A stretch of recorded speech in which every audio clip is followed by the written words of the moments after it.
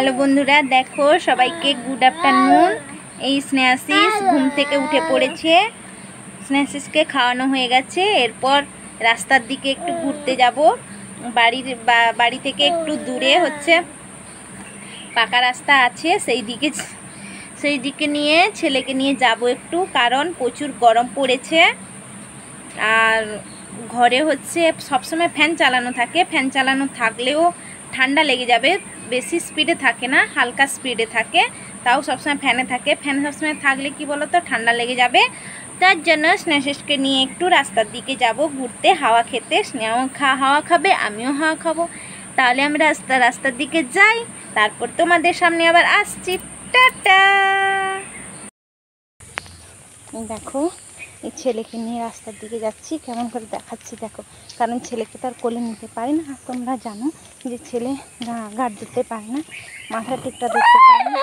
এই দেখো কেমন করছে দেখো, তাই ছেলেকে নিয়ে যাচ্ছি। দেখো এরকম নিয়ে যাচ্ছি, ঠিক মতন দেখাতে পারছি না।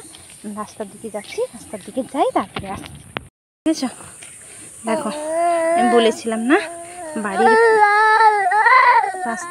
বন্ধ বন্ধ আজ থেকে একটু দূরে এলে যে পাকা রাস্তা দেখতে পাচ্ছ,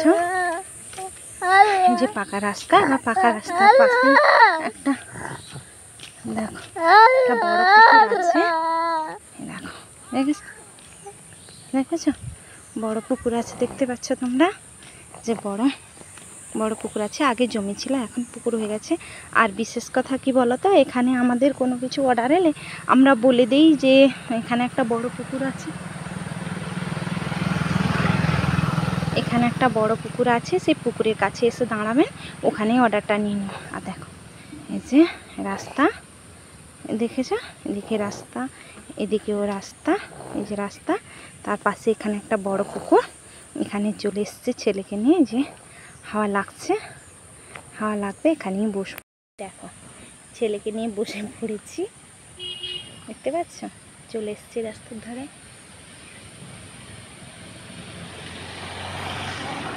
ছেলেকে নিয়ে বসে পড়েছি, এই যে ছেলে আমার কোলে আছে। কি বলতো, বাইরে হাওয়া লাগলে একটু ভালো লাগে, কারণ সবসময় ঘরে তো সবসময় কি বলা যায়, সবসময় গরম লাগে।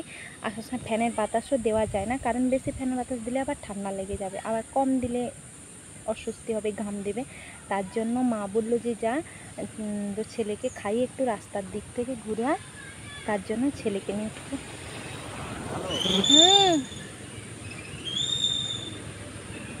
তাই ছেলেকে নিয়ে চলে এসেছি। রাস্তায় একটা দাদা গেল, কিনা পরীক্ষা স্কুলে পড়তাম, কথা বললাম, গাড়ি যাচ্ছে,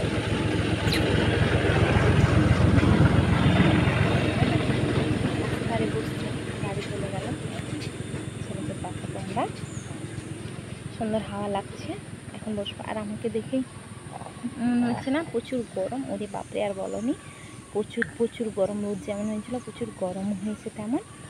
এই যে তার জন্য ছেলেকে খাইয়ে দাইয়ে একটু রাস্তার দিকে চলে এলাম ঘুরতে, হাওয়াও লাগবে, বসবো রাস্তার দিকে একটু। বেশিক্ষণ থাকবো না, একটু বসে চলে যাব। আজকে একটু বাজারে যাওয়ার কথা ছিল, কিন্তু বাজারে যাব না, বরের একটু কাজ আছে, তার জন্য বাজারে যাব না, কালকে যাব। ছেলে যে বলেছিলাম জন্মদিনে কিছু তেমন একটা করতে পারিনি, জামা এনে দিয়েছি একটা দুটো, আরও আনতে যেতে হবে, তার জন্য আমিও কিছু নেব আর ছেলের জন্য কিছু এনে দেব। কারণ বর বাইরে থাকে তো, চলে যাবে, আর বাড়িতে থাকবে না, বর বাইরে চলে যাবে।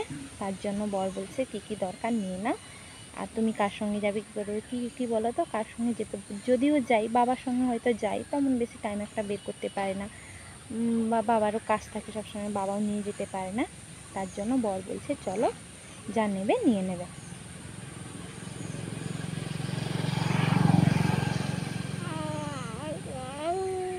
দেখো ছেলে হাসি দেখো,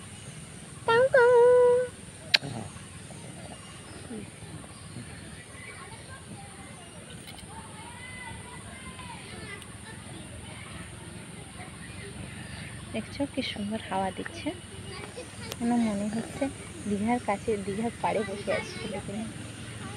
আবার একটা ট্রাক্টর আসছে, মাটি কাজে লাগতে যাওয়া হচ্ছে কে জানে। আর দেখেছো বাচ্চাগুলো টিউশন থেকে যাচ্ছে, টিউশন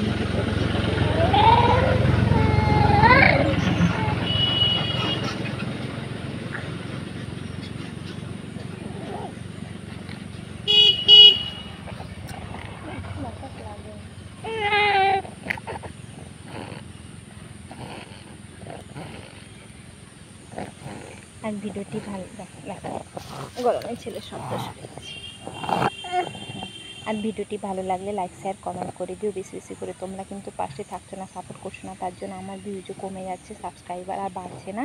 তার জন্য সবাইকে আমি বলছি যে সবাই আমার পাশে থেকো, আমাদের পাশে থেকো, সাপোর্ট করে একটু ভালোবাসো যাতে আমরা সামনের দিকে এগিয়ে যেতে পারি। এ বলে আমি এখানে ভিডিওটি শেষ করছি। আর সবাইকে টাটা বলা, টাটা।